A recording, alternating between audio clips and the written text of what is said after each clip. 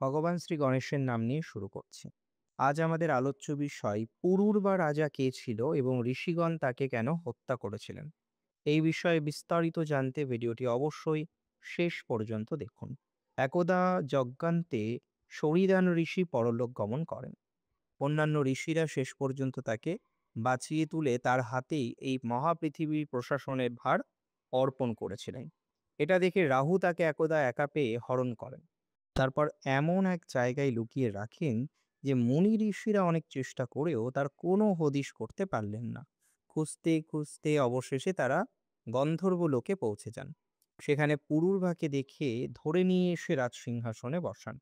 পুরুরবা একদিন নৈমিষারণ্যে শিকারে বেরিয়ে এসে দেখেন মুনি ঋষিদের আশ্রমে রাশি রাশি সোনার স্তূপ।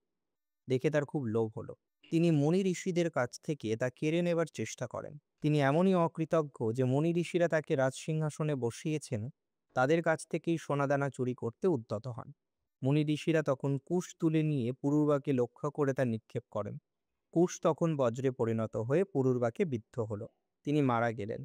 এবার সিংহাসনে বসানো হলো তার পুত্র আয়ুধকে। আয়ুধ ছিলেন ধার্মিক মানুষ, তাই মুনি ঋষিরা শান্তিতেই বসবাস করছিলেন।